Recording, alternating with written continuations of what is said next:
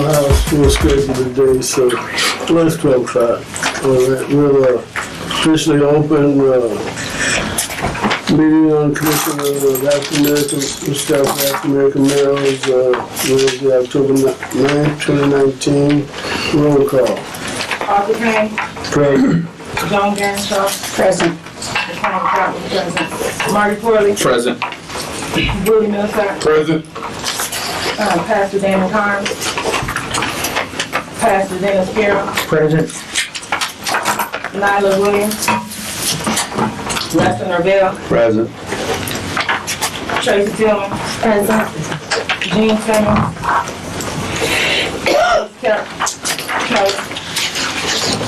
Albertine Allen. She called me, she was having a personal situation, she wouldn't be able to be there. And then Walter Powell. Present. Okay, we have an agenda, I would think. Quorum, excuse me. Share a quorum, so we're ready for business. Next on the agenda is approval of minutes. So the secretary said it's kind of hard to read this time, little small letters, but struggling through. If you see anything that you need adjusting, changing, or comments, let me know. Otherwise, I'm open for a motion. I move to be accepted. Second. Moved and second that we accept the minutes as presented. All those in favor signify by saying aye. Aye. Opposed, same sign. Ayes carried. Thank you. Moving on down. Treasurer's report. So I passed out the treasurer's report for this month.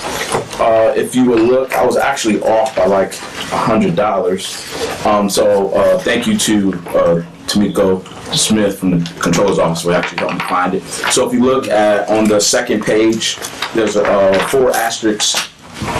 I had skipped over an emission of money that we actually received in, so I was off. We were under, so we got $100 extra.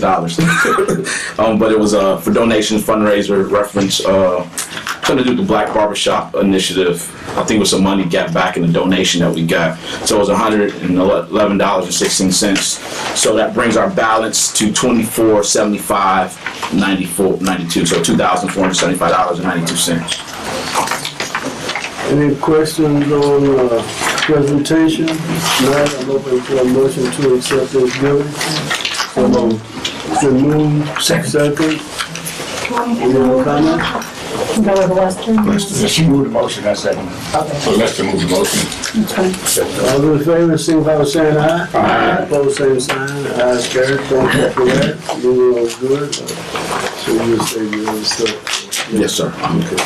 Moving on down to our guest speakers, which we got a nice presentation this today. The first speaker, and we'll go 10-15 minutes apiece, so we'll have a few minutes left for our own reports. Ms. Kay Hill, and I think the doctor's here with you. Yes. So, they represent Partners for Healthy Babies, which to me seems a very important issue, and I really appreciate them coming to talk about it. So, thank you, Mr. Payne. The floor is yours. Yeah, thank you, Mr. Payne, and thank you all for allowing us to talk a little bit about a very important issue, and that is how do we keep our babies, the neonates, healthy. And this is an issue that has been uppermost on my mind for several years, because when we look at our statistics, our health statistics, there's something called like a county health rankings that come out every year. And so when we look at our health rankings, LaPorte County, compared to the rest of the counties in Indiana, we are in the bottom third. And one of the main reasons, there are several reasons for that. Smoking is one, obesity is one, but one of the important aspects that brings us down is because of the higher infant mortality and also of the lower birth weight babies in our community. And so the Healthcare Foundation of LaPorte, that was formed from the sale and the proceeds of LaPorte Hospital, has taken this issue up as a very important initiative. And so me and Kay, we are working together on the task force for the Healthcare Foundation of LaPorte. And so there are several issues we are looking at. How can we get early prenatal care for the mothers? How can we improve nutrition for pregnant women? How can we identify high-risk pregnant women and try to get nurses in there? That way we can improve their prenatal care, cut down smoking. All these things are important. One of the things that came up during the discussions was we are focusing on the pregnant women and the ladies, but what about encouraging the men to participate in this process? Because I think any kind of support that pregnant women can get from other members of the family, including men, would be beneficial, is how we feel about this thing. And so that's the reason why we are here. And I'll turn it over to Kay to see what we can do to, and how you, as a group, by the way, I want to thank you all for the work that you do in various other aspects, but I think this is an important issue because what happens to young infants ultimately will define who we will be as a community down the road. And for example, if we have low birth weight babies, chances are that they will not be in good health, both physical and mental health. They may need special education. And sometimes because of some of these problems, they run into problems with law enforcement. So when you look at the statistics of what happens to low birth weight babies down the road, it is not good. So if we can address this problem right at the beginning and take care of this by preventing low birth weight babies, improving infant mortality, improving neonatal health, I think it'll be a good thing. And if we can bring into this discussion men, and not just pregnant women, but also men as families, I think it'll be beneficial. So with that, I'm going to turn it over to Kay. Okay, thank you once again for allowing us to come to speak today. As Dr. Crow was saying, we're focusing on pregnant women with minority health. We're focusing on women 18 to 34. That is one of our target areas that we're focusing on this year. Diabetes, cancer, and infant mortality, because as Dr. Kaur said, we have a high rate here in this county. So we want to get in and work with women pre-conception to make sure they're healthy before they conceive. So we're following them along while they're pregnant, and afterwards. And as Dr. Kaur said, we were speaking about how do we get the men involved. And we're saying that men need support as well, too. You hear a lot about women having support in the different groups that we may have to speak with one another, but men need that support as well. And they need to speak with other men so that they can relate and they can tell them. Because I've seen so many men say, well, I don't want to hold the baby's too small. It's your baby. It's time to bond with your child and all. So you really need to have that. And speaking with other men who are fathers is very important, because I can't go and talk to a man about being a father. That has to come from another man. And if you have someone to speak to, we really want them to have someone to come and just call so that they can have someone. And it's stressful for a dad as well as a mother.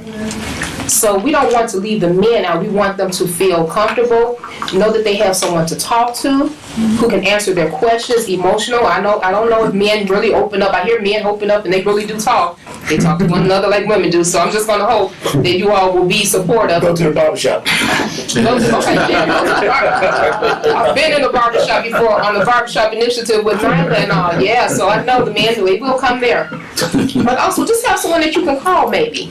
That support group is very, very important. So we're hoping that you will help us along the way with the support. Yeah.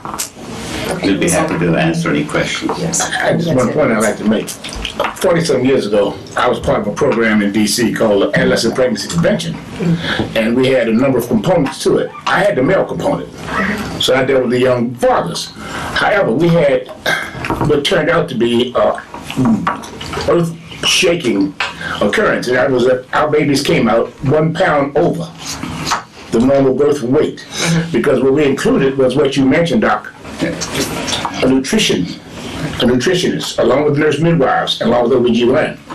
And these were very poor girls, and young girls and what have you. But we found, and especially in talking to the men too about this, that nutrition was such an important part of it. And you know, you couldn't just call and say, okay, I'm gonna bring you some food home, and they come home with a bag of greasy wings or something. And they change their attitude about it.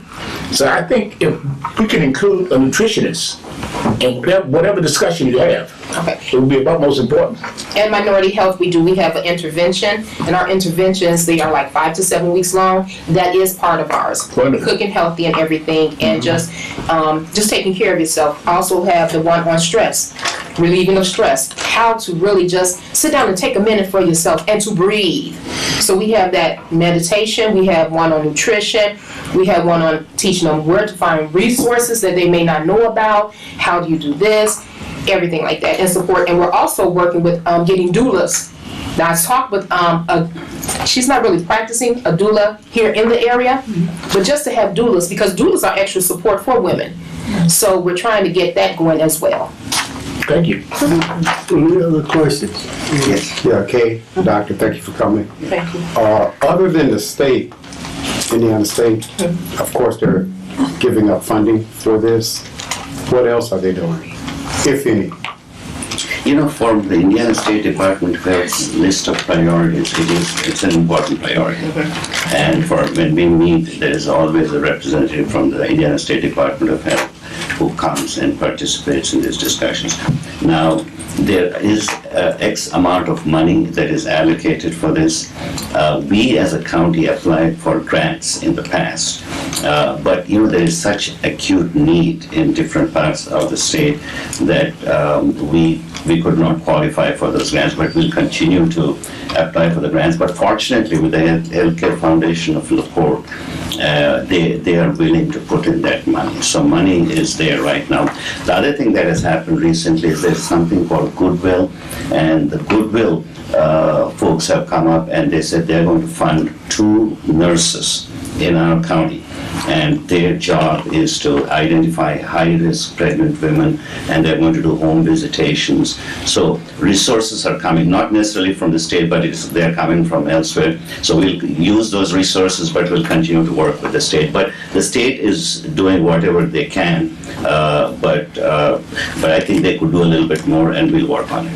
But also at Minority Health Partners, our free educational programming that I was speaking to you all about. And please call our office if we could. We would love to come out to your agencies to do a presentation, which is one time, and we can also do interventions which are 5 to 7 weeks, and those are free of charge.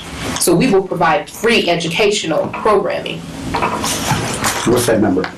219-879-1712. Kay, you and Doctor indicated the population you're serving is, the target population is 18 to 34. What if there's someone younger or someone older? Because we certainly have, individuals that fit both those categories. That's from the minority. That's for the minority health. Okay. But from the Healthcare Foundation of LaPorte, all pregnant women, period. So it Regardless of age. Regardless of age, yes. Well, we don't turn anyone away from services. If someone comes to us and they're seeking services, we are not going to turn them away. We are there to help and assist. So age is not going to matter. One of the things that individuals like Kay do is if there are things that they can do, they do it. If otherwise, they'll direct them because they have the resources to know where they can find the help they need, and then they direct them to the right place. And we advocate for them as well. So yes, we will direct them to the right resource available in the county. Any other questions? All right, we appreciate you being here. Thank you. So thank you. So any support you can give in terms of getting men involved in this process would be beneficial. Man, that's our thing, so we'll work on that, but just to let you know that we want to be a resource to you too, so if there's any changes, any information, anything, one of the assets we have is TV. Right. So it gets to the whole county, and so if anything that you think needs to be shared with the county, we'd love for you to come back, and we'll just be a resource for you to get information out. I want to share one other thought before I leave. Mr. Corley was there at the breakfast meeting this morning. We were with Senator Braun, and he was talking about the several things going on in Washington. But I think the point he made, which I agree with, is no matter what craziness happens in D.C., but I think in our communities, if we can do whatever we can to make the change we need to make. That way our communities remain healthy, get the resources from wherever we can get and make it happen. That's the thing, and that's what we focus on. Yeah. Thanks for coming. Thank you very much. Thank you. Thank you. Thanks. I'll see you soon, Doc. All right, thank you. All right. Appreciate that. It's a very important issue, and we want to do all we can. So we got a lot of agencies around the table. So if we suggest something the commission can do, bring it to the table. Okay, then we move on. Our next guest is Mr. Kenneth Fly High Youth Services. I had an opportunity to meet Kenneth last week, and we sat down and had a conversation. I enjoyed it, and he's trying to help youth. So my ears perked up, and the first thing I thought was I'll come talk to us. And we really want to become a partner. Let's work together. So we have no problem with it. I'll turn the floor over to you, Kenneth. All right, thank you, Mr. Payne. My name is Kenneth Fly, founder and president of Fly High Youth Services. I founded this organization back in June of 2019, and the purpose of our agency, or our nonprofit, is to help less fortunate kids and families on achieving and staying out of the streets and stop murder rate and give them job and opportunities for events. It's a comprehensive program with academic and athletic tutoring that promotes physical and educational life skills necessary to empower them for leadership in their communities and success in their personal lives. The primary focus of Fly High Youth Services is to support the youth in actions in alignment with their dreams or help develop dreams that's already dormant in their hearts. Having a clear focus and intention helps the community achieve the reality of dreams. Now, I don't feel comfortable doing it like that. I'm a really on-hands person, so I'm gonna let go of the reading and just speak straight from my heart. I'm born from right here in Michigan City, Indiana. I was born to a single mother, and I'm a victim of gun violence myself. I'm paralyzed from the waist down, and at the age of 23, I got shot and paralyzed, and it was from a best friend of mine, but it was partly my fault of my doing, and so I went to prison maybe 4 times out of my lifetime. That's after being in a wheelchair. I was distraught after being shot. I didn't know how to live like this. I wasn't born like this. I had mental issues, and I just kind of couldn't keep it together. So I went back and forth to prison over 4 times, totaling up to maybe 13 years in total. And after my last prison term, which I got out of prison at the end of 2013, I made my mind up that I wanted to change. I wanted to change because it was starting to become too much of a normal. I have a son myself, Kenneth Fly Jr., and when I went to prison, he was 7. When I got out that last time, he was 13. All of that time, he didn't have a father figure in his life, and he didn't have anyone to turn to. I felt very neglecting of him. And so I made a decision that I was going to change slowly but surely. So in time, I got my whole record expunged. I had my whole criminal record expunged. My criminal record began back when I was 12 years old, and it was quite extensive. And so I had the opportunity of investing in that, getting that expunged. After I got the expungement of my criminal record, my next focus was on the youth. Because as of lately, I have never, as I was growing up, we used to fight and get in trouble, but not as frequently as many murders of the youth now. Every other month, there's another child being killed, murdered or sent to prison for murder. And so it's kind of scary, to understand that these kids ain't even reached their peak. They haven't even reached their 20s. It's 15-year-old, 16-year-old kids murdering each other, And so I thought about it. I said, well, even when I was growing up, we did have little different programs. It wasn't the best, but we had some. We had Hope Agency at times. We had We had teen night at the Y. We had different little things that gave us opportunity to, socialize and gather with our peers.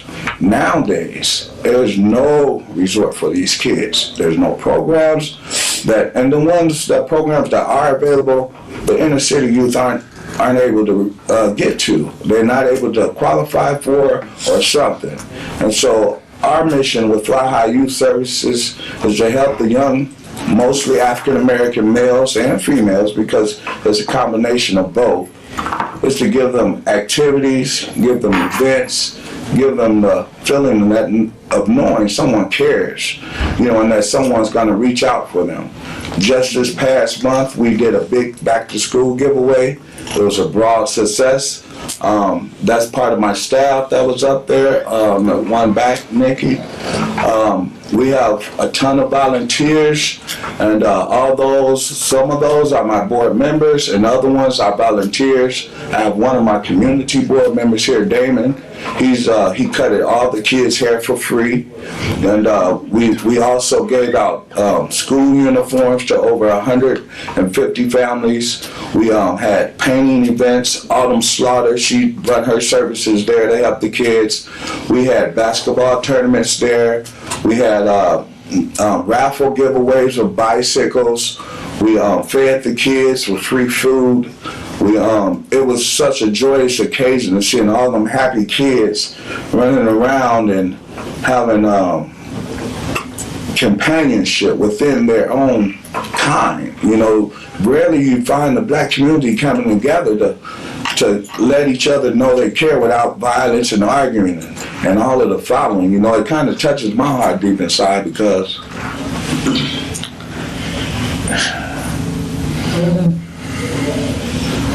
It's all right. Relax. Just a week before that, a friend of mine got murdered, maybe about 3 blocks from that park, and one thing about it is, we don't have a good repertoire with the police, unfortunately. And a lot of these murders is going unsolved.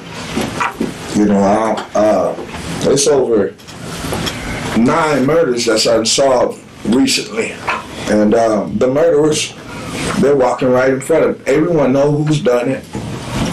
No one wants to speak up. Everybody know who's doing the murders and everything, but they don't feel comfortable. Not to say it's anyone's fault. It's just we need a better relationship. Not only with law enforcement, but a better relationship with each other. And so my organization is here to make a difference. Everyone always speaking. The youth needs this. The youth needs to stop doing that. But they're not offering any alternatives. No. So you want them to stop doing something, but what are you filling that void with? And most of the kids that's dropouts, or most of the kids that's unfortunate. Basically, the moms on drugs, the family, they don't come home to a family setting. Them are the ones we're overlooking, and then when we do look at them, we just blame them. You don't give them any kind of encouragement, or I was one of them kids, my mother was on drugs, and I had to fend for myself most of my life, and I've become a victim myself. I'm glad to be here living still, but I'm a victim myself of gun violence and prison, institutionalized, all of the following. And so when I finally made my mind up that I want to do something about this, and I founded Fly High Youth Services, a non-profit organization, 501c3. And right now we have a program that we're trying to get off the ground. It's called SOAR. It's the SOAR program. I'm gonna kind of oversight this one just to make sure I get it out clearly.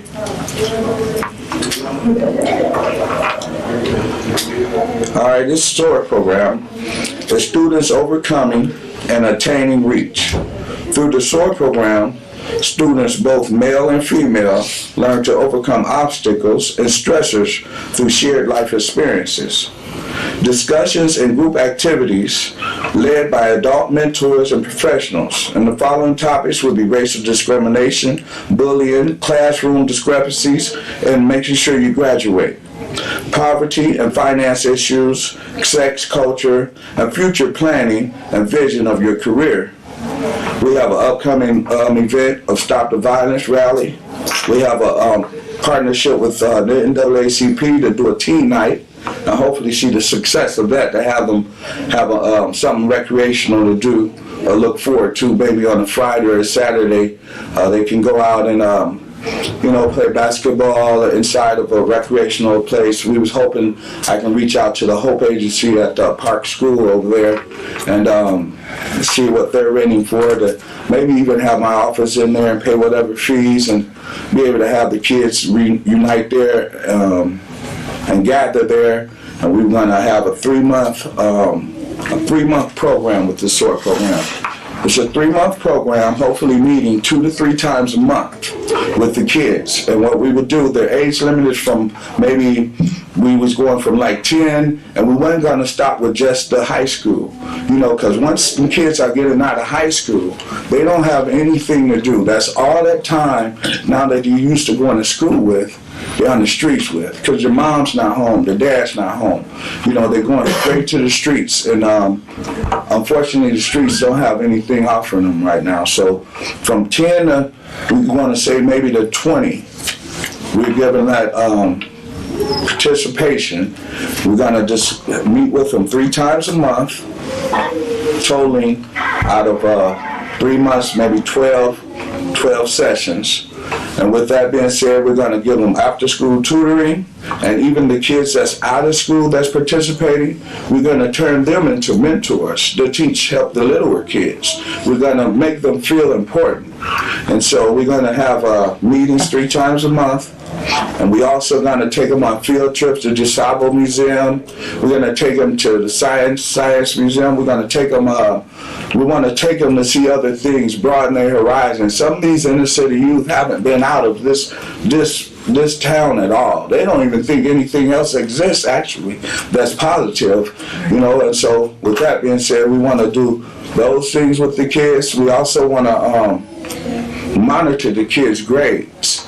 We want to have some kind of linkage with the high school or whatever school they're going to, and see if they're making a difference in not only their grades but their attitudes. Because unfortunately, some of these classrooms and teachers are designed to kind of, for the black community, they don't relate well, to ones that don't look like them.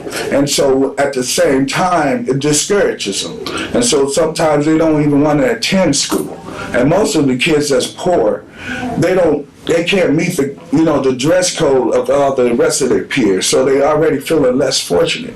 And so my program gives out clothes, we take donations, we give it all back to the youth, we give it all back to the community, and not only the youth, we give it back to the parents too, because if the parents is struggling, there's no way they can help give it to the youth. So we have programs that we're gonna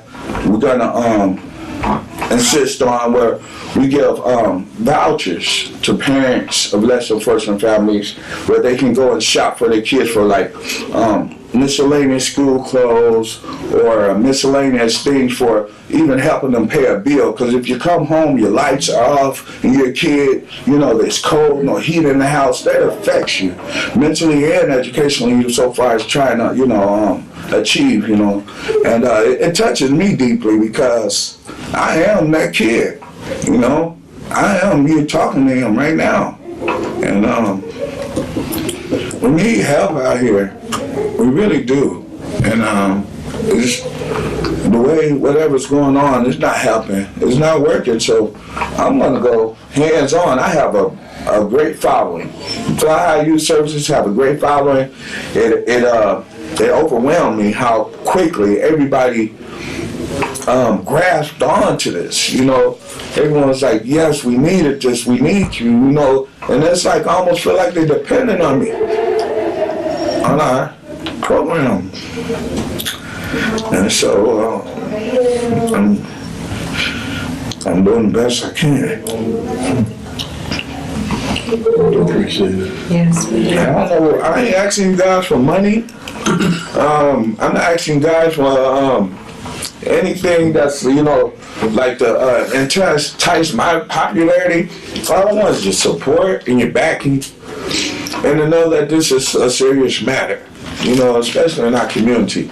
So I'm gonna reach out to over there at Hope and see if what the prices is, maybe get my office in there, but we can immediately get this SOAR program off the ground and give these kids somewhere to go after school, get help with their schoolwork, to talk out frequently, just to talk about their problems, talk about their home situations.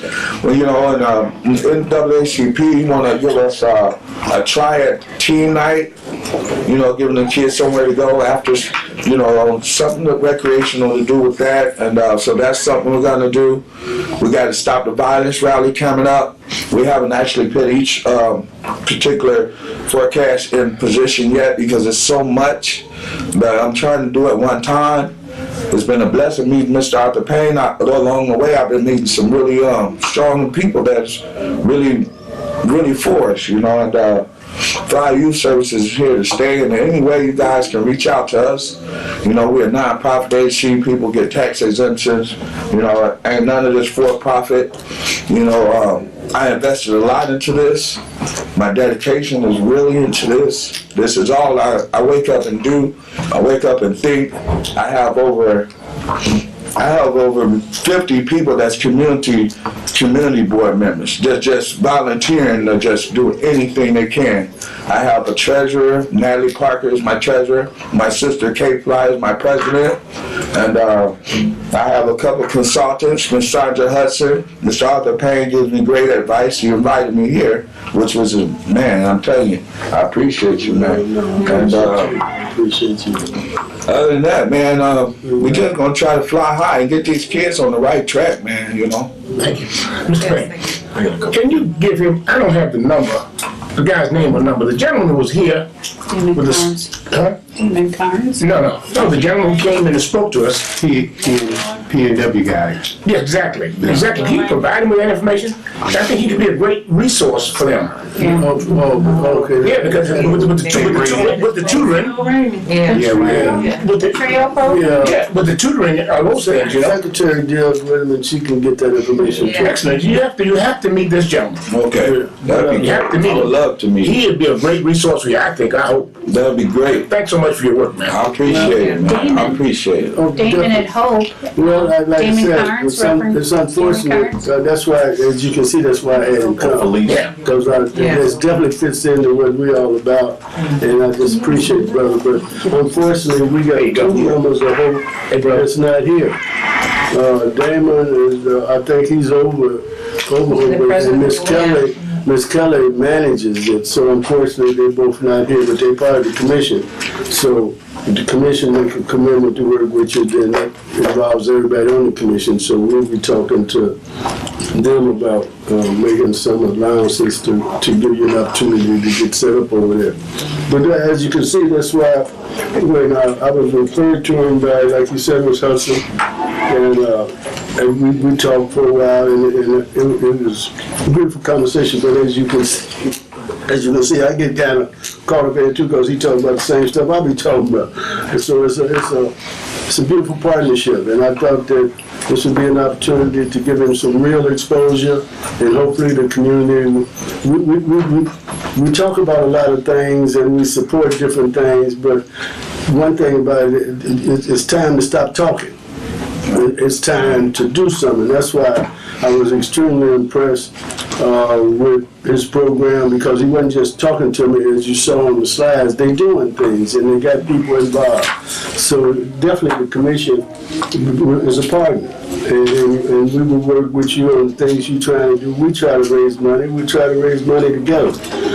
And sometimes it's not money. It's just the love of a person or organization to work with us. So, like I said, you're a partner with the commission. So whenever you got anything going, you can come back and talk about it. We let the community know. We'll work together on different projects. When you're talking about black kids, that's what we're all about. And that's what the commission's all about, not just the kids, we're about black males. Yes, sir. So you fit right into what we're talking about, and you working, you ain't just talking, you bring an example to us. You got a testimony that is outstanding, and you done changed your life, you're a role model. That's one reason I want you to come, because to me, you're a role model. Because there's a lot of people that have testimonies, they continue the testimony, or ain't real with the testimony. So when I see somebody that's got a real testimony, it's just like being in church and you done change your life, then you're supposed to be out here working with us, because you're a role model for us. You part of us already. So I Thank you. I appreciate that. appreciate your time and consideration. No, I appreciate you. I know we appreciate you. So this is just the beginning of a relationship that's going to develop into a lot of things. Yeah, I So I'm will just glad that you came, Yeah. and you can feel comfortable that the Social Status Commission of Black Males is part of your organization. Thank you, sir. Mr. Chair, I had a couple questions. Hey, Kenny, do you have any kids right now you working with, or are you just still trying to get kids, or? Well, actually,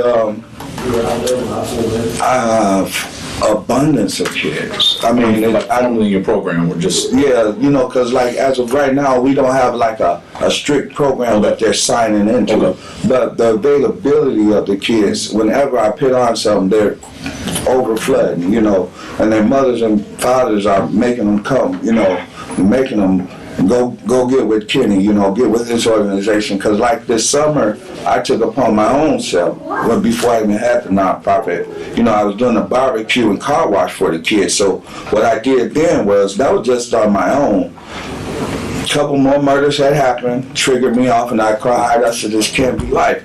So I had my buddy had a lot, an empty lot.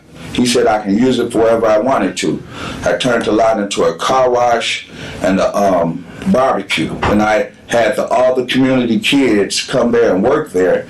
And I would not make any profit off of it. I would started it off on my own with my own money, but I taught them how to be entrepreneurs, how to invest. So when I paid them, I would have them put their money back into the pot to keep getting their supplies and keep getting food. And I was keeping them off the street with money in their pocket so it would stop them from going out and steal or try to rob somebody. They actually felt good about working for something. So I wasn't getting any like cash monetary value from it. I just felt good by having their kids available and being able to work on their own and see that you can actually come out here and make you some money, honest money, and you know, and be cool, you know. When you do sort, will you have staff already, or are you still looking for staff? Or? Yeah, I can still use staff, but I have abundance of staff too. Okay. Man, yeah, I'm surprised it's just only him, but everybody, you know, on social media, he's like, can we come? Can we attend? We want to, and this and that. Nikki even knows, like, you know, over 100-some people like want to just be a part of it, you know, and it's like everyone wants to join. Not because I'm enjoying it. Yeah. But I just wanted to say that Marty is our young people representative. We do everything with the young people. Yeah, I was born and raised with Marty. Marty work with you, he'll put We're gonna that. start calling you that. He'll put that structure with you where you'll get lists of kids, and he'll do it. But I appreciate it. So you're in good hands. Okay, and I also meant to say I'm currently trying to hopefully put in for this grant for the enrichment court, because that's basically where we're going to try to get a lot of funding for the SOAR program, because unfortunately we do need funding. We're going to have to need the funding for the insurance for the kids, for the activities for the kids, for the field trips for the kids, for the availability of the location and being able to come. Hopefully we're trying to do the Hope Did you get the office. application? Yes, online. So they told me that go online and I can maybe have a physical copy ran off, but they actually have to be Mr. filled Troutman, online. will you assist him on that? Yeah. Mr. Troutman will help you get that application, fill that application out, put it in, and then we'll deal with Work with it. Okay, that's great. And Right. Mr. Fly, just a comment or two. Congratulations on forming something that's going to be so meaningful as we move Yes. forward. Yes. We meet the second Wednesday of every month here at noon, so please come join us. There's also many of us can talk to you about organizations to come join and involve yourself Different in. organizations. Oh, that's great. But if I may, as someone who looks at grants and does grant writing, just keep raw numbers of who's there and how many you're serving, because as a 501c3, there'll be lots of grants out there that you can access, but they're gonna wanna see data and impact statements, so if you can start gathering that kind of stuff. It doesn't have to be names necessarily, although sign-ins are always nice. You start keeping numbers, that'll help you as time goes on. Okay, that's great. Thank you for your information. I do You're got, welcome. I've been keeping them too, so. Good, We're on the good. right track. Yep. We gotta go on. Yeah, I won't take up you guys all your hour. I ain't make this emotional. No, we appreciate it, but just as they said, it's just beginning. So, Marty, we work with your secretary, we all work with you, so we get this together. So just appreciate that you coming and this is just the beginning, we'll continue. Thank you, sir. Thank you, guys. I really appreciate you. Thank you. No, just say that and write you. Okay. Here's that number. Yeah. Here's that number. Keep these Okay, numbers. it's been a beautiful day, because the first presentation, that's why I was looking forward to today, because the first presentation is serious. These are serious issues, and that's what we're here for. We talk a lot, but we do things, and we're going to continue to do things, and these are things that we want to really get into. So I appreciate you being here, and I appreciate the doc and Kate being here, because that's a serious issue. But to try to get some of our other stuff out of the way is all right. With no business moving down, I'll be right quick with the African Gardens. You know, I had told you at the last meeting, I had distributed a proposal to the 5 banks. First Source that sat down, 4 of their officers I sat down and talked to, this was a few weeks ago. Last week, I had another meeting. First Source called me and we met again. Last Tuesday, I met them. I feel good about their involvement. I think they're going to do something. I don't know if it's going to be 17,000, but I told them anything. But I feel good about First Source. Matter of fact, last Tuesday, I met with the Unity Foundation. I sat down with the Unity Foundation, and I sat down with the Unity Foundation. First Source has the foundation, First Source Foundation. Foundations give the 501c3s. We're part of a municipality, which is unfortunately a different situation. I talked to the Unity Foundation because they can be a conduit. The First Source can give them the money and they deal with us, because they deal with 501c3, they're 501c3 itself. So I'm going to continue talking. They charge a small fee, but if they can handle the money that we're raising, I have no problem with that. But I'm going to keep talking to Unity Foundation. We'll probably become a partner with them within their system, because they seem to have a lot of value to what we're trying to do. And I'm waiting on to hear back from First Source. I haven't heard from the other banks at this point, but I feel I probably will. But I just want to let you know. And he had mentioned Ms. Hudson. A few months ago, I might have mentioned her name because I told you I had somebody taking care of the gardens. They're outstanding. She's there every day, just about. She'll be doing a tremendous job. She go in and look over them during the winter period, and then we'll start back up next year when it's time to deal with. I don't know if the secretary had let y'all know. I mean, this is so encouraging. All this is encouraging to me because some of these things weigh on me kind of heavy. But I talk about Laura, the gardening company. I talk about how excited she is. I talk about people's character and integrity because that's what I'm impressed by. We paid 3. We owed about $1,100 or something. She donated that to us. That's all. We have a balance, zero balance at this point.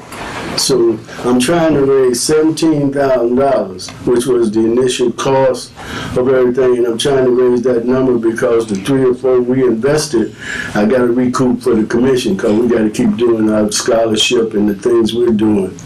So hopefully I can get the whole amount, give our money back, and pay them off. So it's a big goal I'm trying to accomplish. But I speak on the fact that, people don't just talk, they do. And Eastside Gardens, I'll be promoting them the rest of the year because that's so outstanding what she is doing for us because she believes in what we're trying to do. So I just wanted to share all that with you because we've been talking about this gardens, like I said, for 3 years, and this thing it looks like it's gonna happen. And it don't just affect us, and we just a conduit. And this will be beautiful for the Friendship Gardens and the city as we talk about diversity. It'll be setting a real example. So that's going good. Move on from that. Diversity area schools, is that you? No, Was that well, Ms. Feldman? so last week we were having, before Mr. Garrett chimed in, we were having a discussion, everyone was having a discussion, but I didn't get a chance to talk about it. Mr. Cox brought up the school and diversifying the schools and the teacher bringing in more teachers. And so when I was looking at the notes and redoing the notes, I just noticed that the conversation consisted of, you have, your background is in law enforcement, correct? No, Or somewhere in there? nothing to law enforcement. Okay, so what is your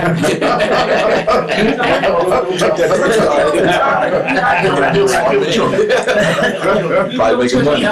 Are you a teacher or I are you, used to be a teacher. I took my first teaching assignment in 1967. but currently? But no, currently I work, I have a little part-time thing at the house because I'm at the Juvenile Service Center. Okay. And I teach So that's- there, help assistant teach there for the daily reporting program. The kids who get suspended from middle school in the county are sent to us. Mine is well familiar with it because Right. he brings kids over from there to, escort kids from time to time. But those kids come in and they get a 45-day stint initially. If they make that, they go back into the classroom setting. We have the same curriculum, so that's it. So how does that feel? Okay, so I was just asking saying? because I just noticed the conversation. I just wanted to know two quick things.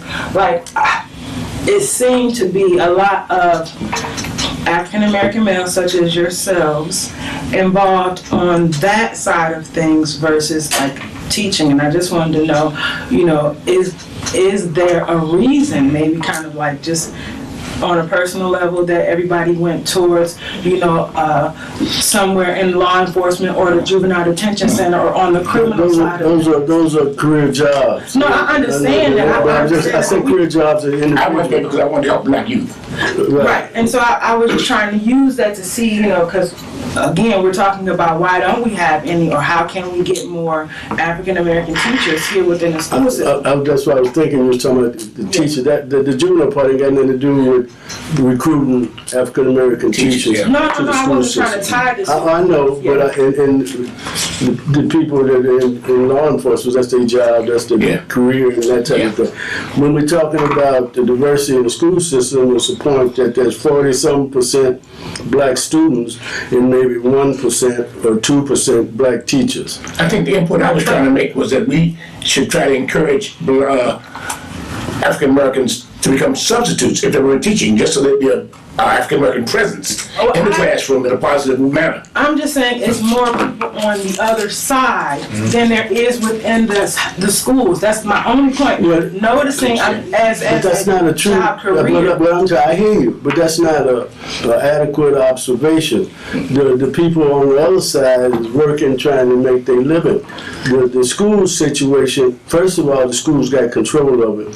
Secondly, there's not a lot of minority involvement in the schools because we only got a couple on the school board and only a handful of teachers. So there's not a lot of people within the school system. Matter of fact, I put it to you seriously. I talked to the assistant superintendent about it, and he's a minority. And he wasn't in no position to even deal with it. So I don't know how you I think can what she's compare saying them. is, the parallel is, there's less representation on the education side of minorities than there is in the criminal justice, which is an accurate But that's the statement. black community's fault. I hear what she's saying. Yeah, it's an accurate assessment. But that's the black community's fault. Okay, so That's I not- was just saying. That's not the It's criminal not, there's justice. no No, I'm fault, not it's just an blaming- observation. Oh yeah, I said, this is another discussion where I say it's the black community's fault because they're not involved in the school system. They don't go to school board meetings.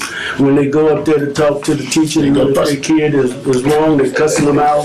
I'm telling you, I worked in the school system, so I know. Me too, Okay, well then you know what I'm saying. and I've worked in prisons. Well, there's a different environment, different situation. But the point I'm trying to make is that you're right. There's not a balance No. because the black community has not picked the school system as a priority in terms of them being represented.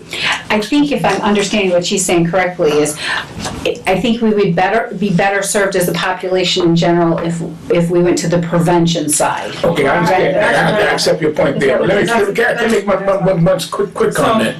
With that being said, But then we get back to the black community, got to be involved in the prevention side. Exactly, because However you look at it, we got to mobilize, and that's why we talk about saying we got to beg the black community to become involved. I said beg because I've been working with them all my life. I'll beg. I ain't got no problem begging. We got to beg the black community to represent. I hear what you're saying. If we can get the black community just to represent, just to be responsible, it'll address everything she's saying. see me, Brother Payne, I came from a community where, a big city, where we knew, when I was a kid, every black policeman in the city. And that's why it became so important that a lot of my brothers went into law enforcement to balance things off, because it was no joke to get stopped by somebody who had nothing in kind with you or with your attitude. But it sounds like the question is, why are they choosing it? that's Choosing that, well, they chose How to get them more engaged. Right. Well, they were choosing them because coming out of the military, especially in the 60s, coming out of the military, it was an easier job to get than trying to get a 4-year degree and go into teaching, and you had a bigger salary. So, a better question, if I could just ask, maybe, Marty, what did the Michigan City Police Department do? Because they have African Americans who are not from Michigan City, that are minorities, that work on the police department, you know, that have been there serving for quite some time and do a good job. What did they do that maybe we can see if the school didn't do like? To transcend into the teachers? Yeah. Okay. So, I mean, I guess policing and teaching are similar. So if a teacher wants to teach, they'll find a job, just like these guys who, so majority of the African Americans that are on the police department are not from here are recently. Those who beforehand are from here. Right. You know, we all got jobs. This is our community. We care for our community. We want to work here and so forth. The other ones, they wanted to be police. So they went out, saw who was hiring, and applied and got hired. Same thing with the schools, but again, it's again, like I told you guys, it's what attracts people to us that don't live here. That is a big piece that we have to really look at to get, you know, again, unless we're going to home grow teachers. Other than that, because like before, I mean, and it's not just African Americans. If you want to look at the police department, a lot of our officers now are just not from here because there's guys who want to be police officers and they're going out seeking those jobs. They become the better candidates. People from our area, I mean, the biggest concern I hear in the African American community when I tell them about being a police or not being a police, I don't have to arrest my friend, or I can't work around here because, and I'm thinking like, I mean, you know, don't you want to work? Don't you want to make a change? I mean, you know, those are small factors. Why should your friend get in trouble? Exactly. Your friends don't have to put you in that position. But again, it's those things. How do we attract? What becomes attraction? And like I told you all, it becomes, you know, and I'm not just talking. I've actually talked to teachers and know people, and it becomes, you know, is monetary. Social. First thing is money, and even though Michigan City Police Department doesn't pay, we're not the highest paid, we have a great benefit package. I mean, the take-home police car is like a big benefit. That's like a $35,000 in-kind stipend that you cannot get nowhere else. It may not be money, but it's a bigger stipend. And then we have actual different places for officers to go to kind of move up and do different things other than just drive around, you know. So we have a lot more. So that's what attracts some people to us. And so again, becomes the school system is what attracts people to our area to want to work here. And we're not paying, you know, like say you can go at one point. I haven't checked recently, but at one point I know you can go over to Lake County and make $10,000 more, and that's because. And so if you don't have that social aspect, so if you don't have attracting that person here because you know they met somebody here, they want to live here and get married, or you know the housing is better or whatever, then it's hard to really attract those. Because again, if I can, at the end of the day, and speaking, and you ask why, like you know, people go to certain things when you come out of college, you're looking for a job.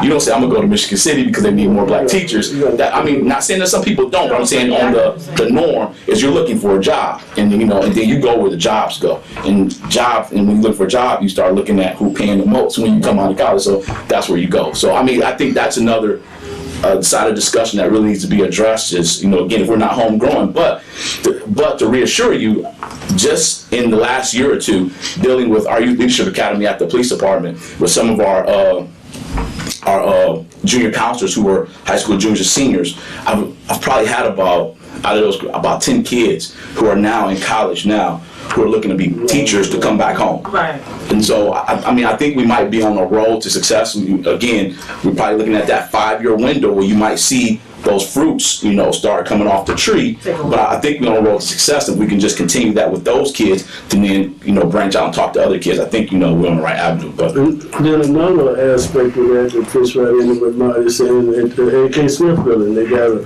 criminal justice class that they've had for a couple of years. So kids, and there's quite a few minorities in that, but they learning that at an early age. Teacher-generated and teachers. they'll be these ones that Marty's talking about might go off to college after but they do have a criminal justice and a police officer teaching it, the outstanding officer. And he stays out of town. He's not from here, but he's doing a tremendous job up there.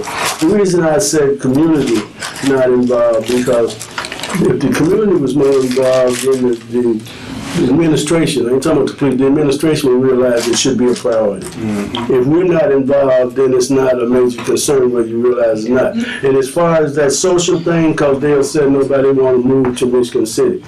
I know a time in Michigan City when the majority of black teachers in Michigan City stayed in Gary.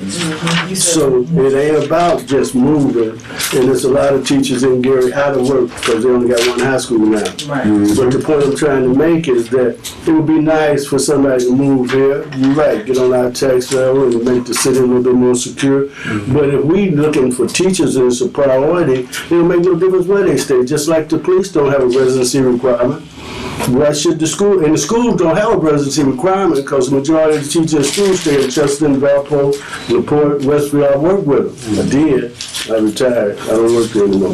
But the point I'm trying to make is that if the African-American community would make it more of a priority, and we would, and I ain't talking about arguing and fighting, I'm talking about positive communication. If we would voice that to the school system, it would give them the emphasis to put more effort in getting a few more African-American teachers. It ain't that education is going to soar so high, it's the comfort level that the students have. Exactly. I deal with it. And that will generate They more have a teachers. very uncomfortable situation with the way that things are. And that's what it's all about. It ain't so much that the black teachers are better teachers. Teachers are teachers. right. I ain't talking about that. I'm talking about the comfort level that the students would have so that they could work harder at developing themselves. It's really involved. Right. But it's got to become a part of the conversation in the black community. Right.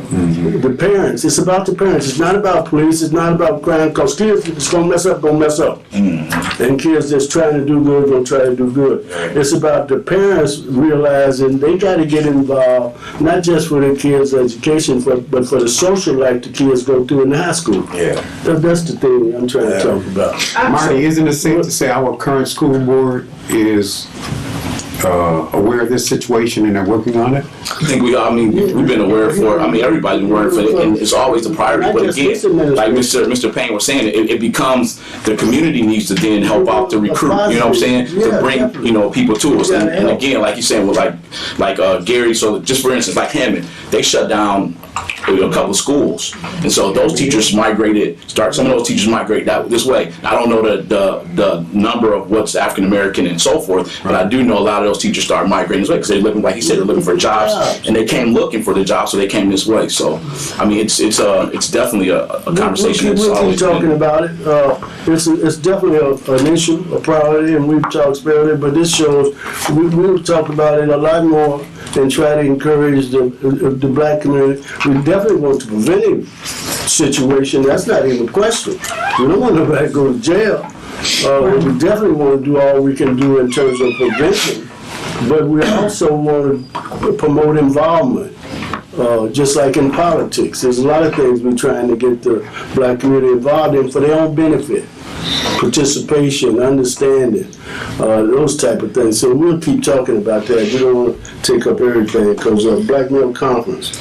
Yeah, so me and Nyla actually talked about this. Like I told you guys last meeting, I had already formulated an email sent out to the counselors. I've got a response back of a total of 28 students who are interested in going. Again, that list always dwindles down a couple of 4 or 5 when they know I have to get up at 4 o'clock in the morning to get to the bus. But 28 students, plus we have 4 chaperones, myself, Nyla Williams, Mr. Norvell, and Brandon Williams of the school system, he's gone with us the last couple of years. It was great because most of the kids, know him, and he can, not saying we have to control the kids, but he has that authority figure there, and they're like, he can shut it down quick.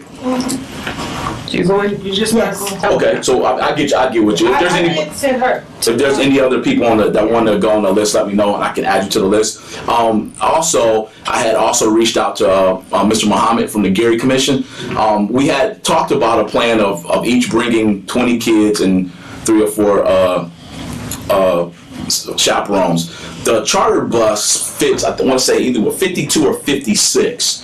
My only thing is, I know we don't have the money to pay for the charter bus this year, so I actually reached out to Horizon. I just haven't heard anything back. I'm kind of getting that area because, again, if I still have to reserve the charter bus. So if that doesn't go through, I have to call Mr. Muhammad back too to let him know what's going on. If that doesn't go through, I also had emailed the director of transportation in advance to kind of like show her the plan. And so I'm gonna follow up with her to see if we can get a school bus. And that way I know we don't have to pay anything for a school bus. We can, and that fits, I think school buses almost fit about 60 kids. It's just not as comfortable as a charter bus, but for the first couple of years when we made those tracks, we haven't always had the charter bus. We rode the school bus. Just had to bring a nice comfortable pillow. Besides the charter situation, which is critical, is there any funds needed? And then, actually, thanks to our secretary, Mr. Garrett has been in communication, and I sent him a list of that. I had to revise and add your name also, and anybody else that wanted to go. I was sending him the list. He's gonna invoice us for that afterwards. So we don't have to pay nothing right now. He's gonna invoice us for our attendees.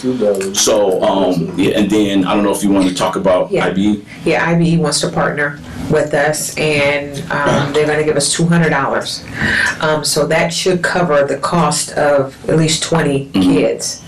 What would be nice, because I just told them we got a few dollars, especially if we can't deal with the bus, but we deal with the kids. So if they get 200, what would be? So we're looking at probably another. So let's just round it off to about 40. So you're looking at probably another $200 from us. So okay, we'll make a motion for 3.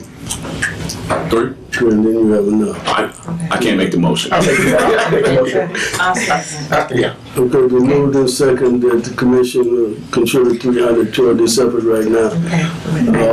Any questions about that? All those in favor say aye, saying aye. Opposed, same sign. Okay, that way, take a little pressure off me. Yeah, and so more, great. Yeah. So we're gonna look at the budget, but right now I know Pat said we can do 2, but it could be more. So if that's the case, then we might not have to come out of our account as much, And so as I listen to Mr. Fly talk, Can you get some of his kids involved? And so I think it kind of correlates with some of the stuff he's doing. That's why I asked you if you had any kids that directly might benefit from either this trip or future trips. But then also how we can get, because the kids at the high school centers, you have a mix of kids. There's kids that are athletes, good students, and you have kids that I don't even really know, their status. But it's a mix of kids that usually goes. So it'd be nice to either see, it's just amazing to see how the kids interact. Sometimes I think we have this image in our head that kids are so cliquish, and they can be. Athletes can be cliquish. I was an athlete, so I understand that. But these kids also are not so cliquish. They hang out with each other. They don't hang out on an everyday basis. They talk, have a good time. So I just think it would be. I'm open for it, and so. Wise made that statement. I'm open for some follow-up because I believe that, besides the trip, which I think is very beneficial, I think there's a component that I just haven't been able to grasp that we can deal with those kids afterwards. Because what do we do with them? How do we keep them engaged afterwards? And so there's small things I'll try to do, but I'm looking for any ideas from anybody else to how we can continue to keep those kids engaged throughout the school year. Because again, Solomon Martin, who was our last scholarship winner, guess what he's going to school for? teaching.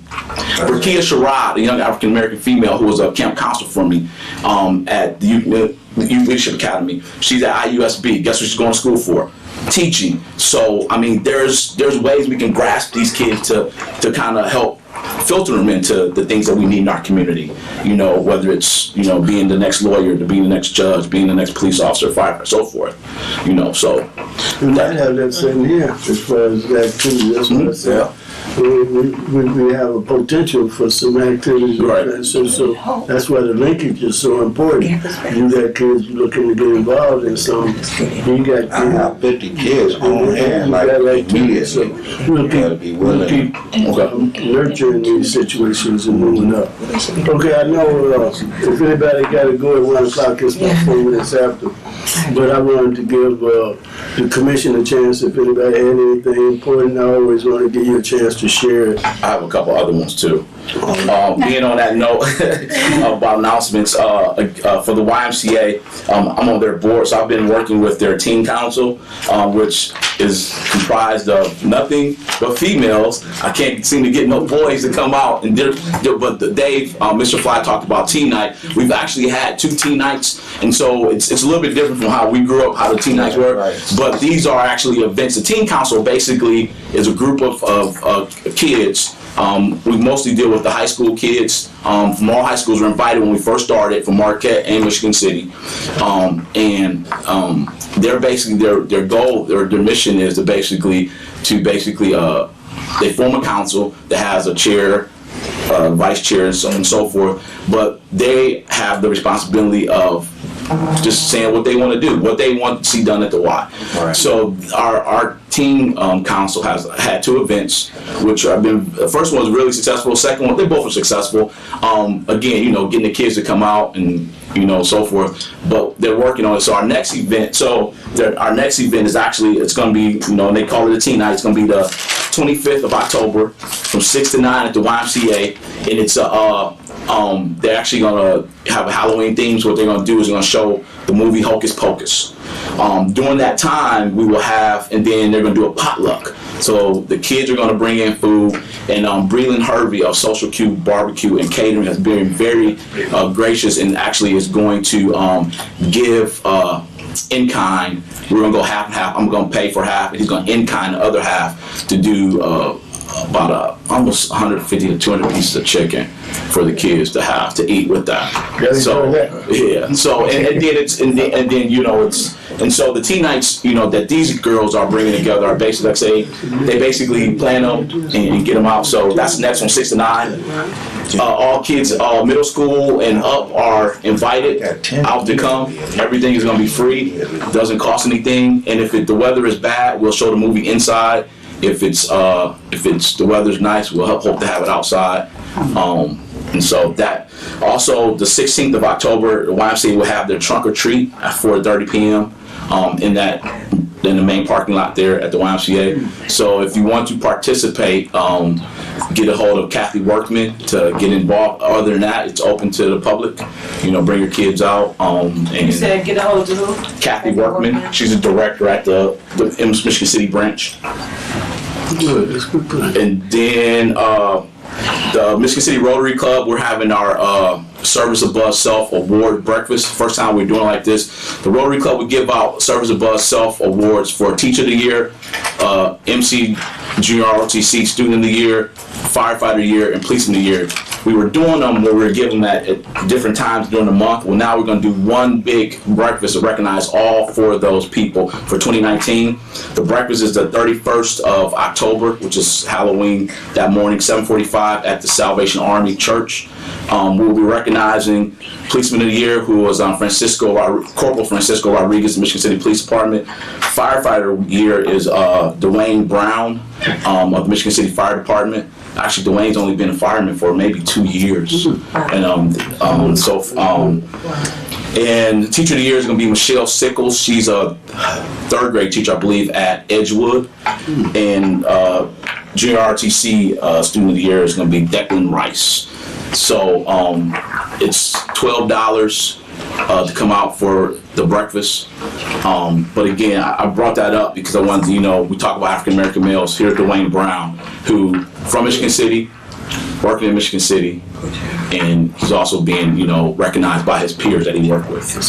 And you said it's called Service Above? Service above self. That's the name of the award Rotary gives. That's one of our mottos, Service Above Self. So we give out the Service Above Self award. But the title, the theme for each award is, Fireman of the Firefighter of the Year, Policeman of the Year, and so forth. So we give 4 of them out. Morning. While you're continuing on that, could you go ahead with the Rotary, the video of polio? I'm not involved in that, so if you know more, you probably know more than me about it. So if you want to talk about it when it's your turn, I have one more thing.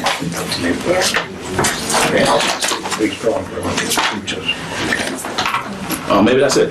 Yep, that's it. You sure? Yeah. Okay, You took all the Reverend. dates. Reverend, you had something. Yeah, I'm gonna hurry up on this, he took a long time. No.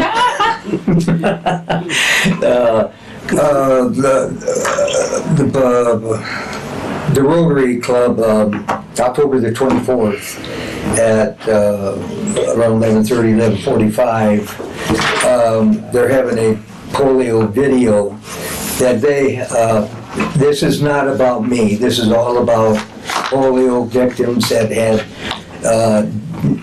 not victims, but those that had died and those that had survived and those that had post-polio syndrome like myself. The Rotary took it up on themselves to pay for the cameras and to pay for all of that. And that's going to be October 24th at the Patrick's restaurant at around 11:30.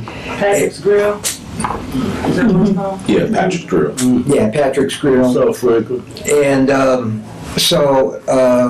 they took, since I've got post-polio syndrome, and I started the post-polio syndrome, and also a disability, I figured as long as I'm going into the polio part of it, which is being eradicated in most places, the parents still need to be educated about having their children have shots. And many of some of my own grown-up kids who's got kids, my grandchildren, they don't believe in getting the polio shot because they think because I had it, they're going to get it.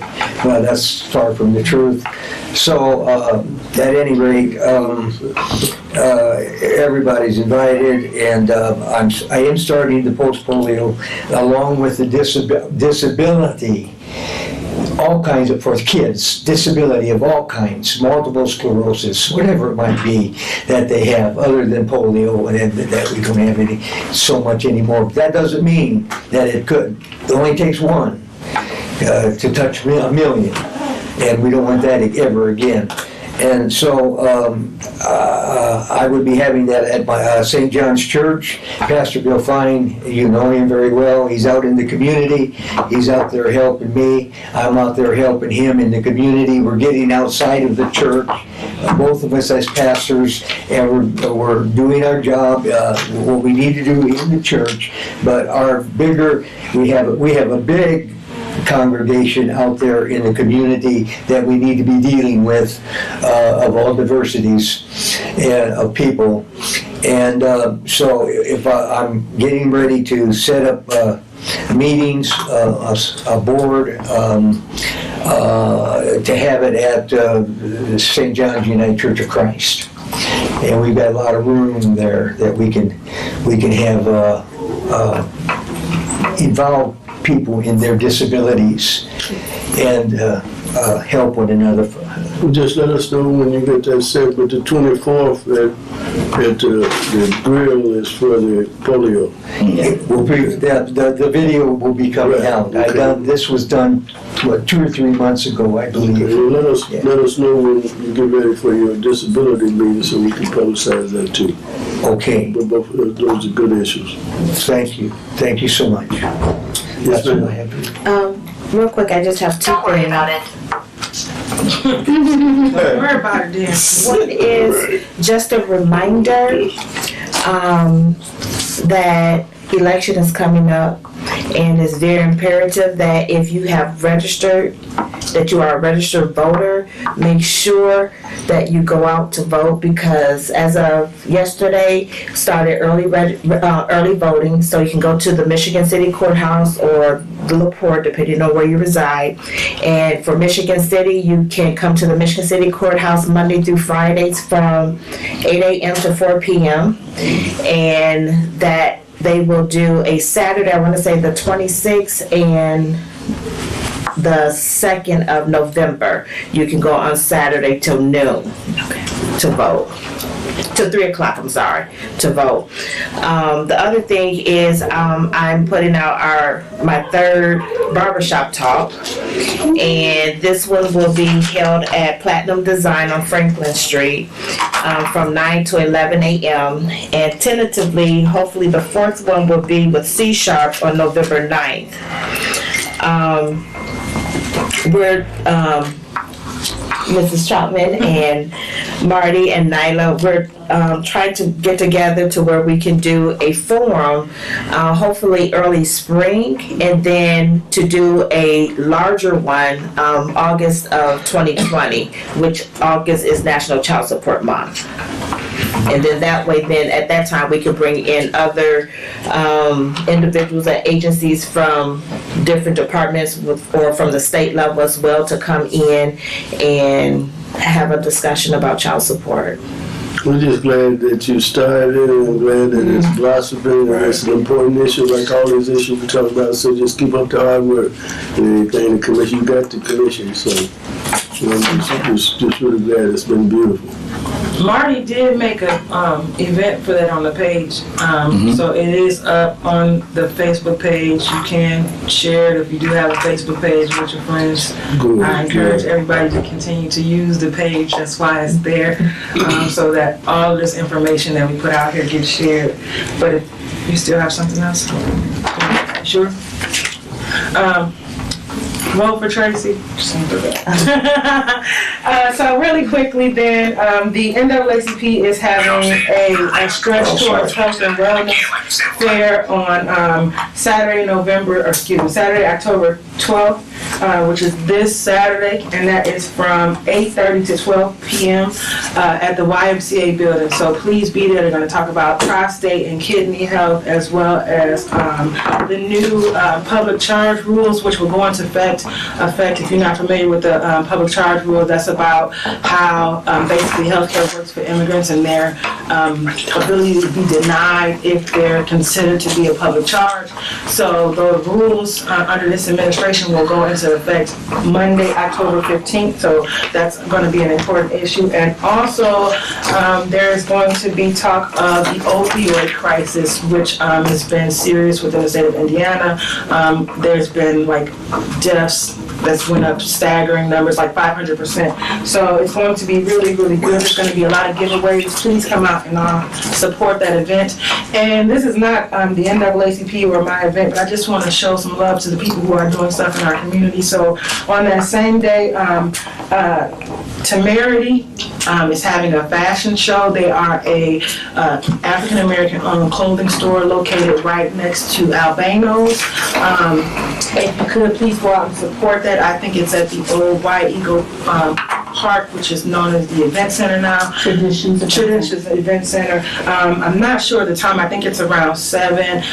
But again, please go visit Temerity over by the Albanos on Franklin Street for tickets there. And then also the NAACP is going to have our general membership meeting October 24th, Thursday at Ivy Tech, which is 3714 South Franklin Street at 6:30. Please be there. We're talking about, again, our Trailblazers events, which is our awards where we give out to recognize. We're going to be recognizing teachers and talking about when our education and economy rise.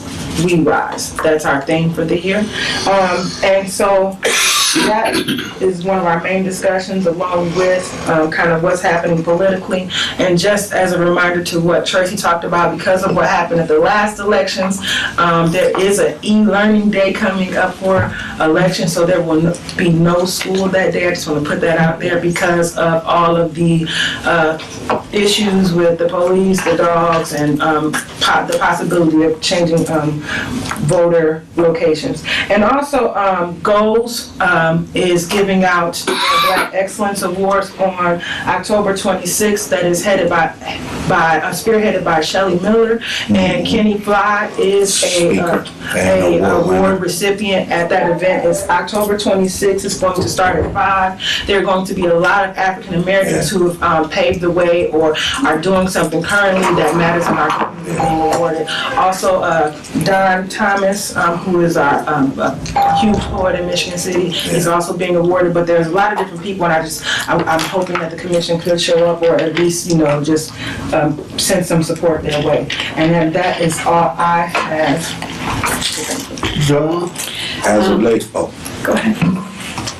Go ahead, Mr. Fly, do you need to speak? I was just going to add on to what she was saying. As of late, there's a lot of entrepreneur, like black people or whatever, African Americans, that's really kind of stepping up within the black community of like making having activities so far as like the grown folks. It's you got the Goals movement. She was saying you have Fly High Youth, you have the Temerity clothing line.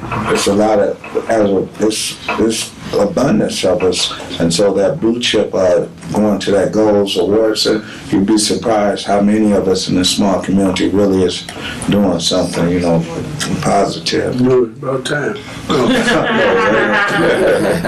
Joe. I just want to remind everyone, November 6th at 8 in the morning, there'll be a breakfast hosted by Drug-Free Partnership.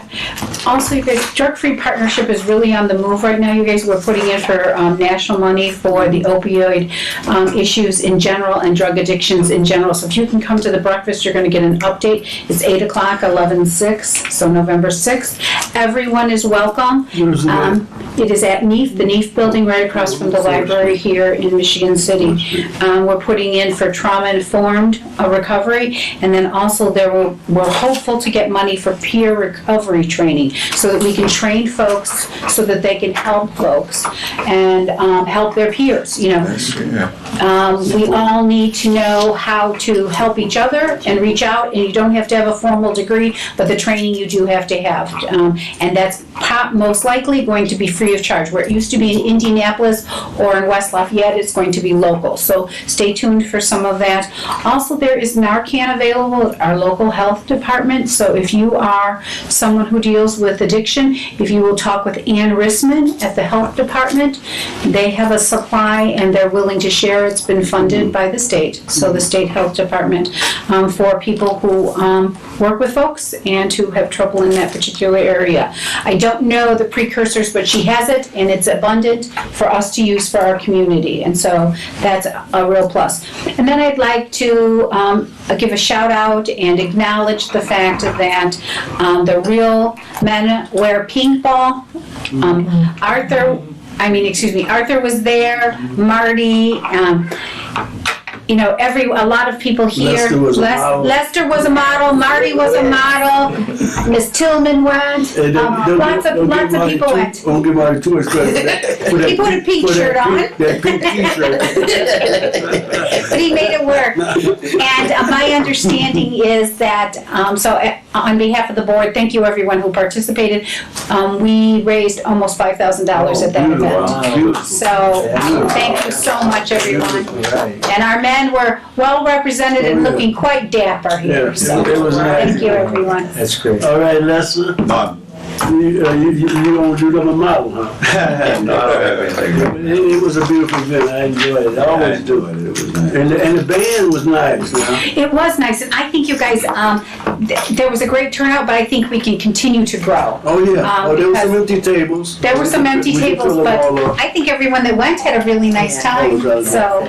Okay. Thank you so much. Beautiful meeting. Whenever we run over, it's because of beautiful meeting. So I'm looking for a motion to adjourn unless there's some. We don't need to go on anymore. Oh, there are also, I passed around community conversations. Oh, This is going on throughout for LaPorte County, and it's 5 different locations. Looking at your flyer, basically to give your input of what you help shape the future of our community. So check out that flyer and pass it on to people so they can get involved. Michigan City is on October 28th at Blue Chip Casino, and the times are 6 to 8 p.m. And Marty, just to add on to that, it's free to everyone, so all community members are invited to come. And if you can't make the Michigan City one, there's one in South County, there's one in LaPorte, and there's also one in Northeast County. So please, have your input count. That's right, that's what we're trying to do. Representation. If you ain't out there, you can't say nothing. You gotta get out there and say Gotta something. vote. Oh, definitely that. Okay, I voted yesterday. Meeting's adjourned. Yeah, so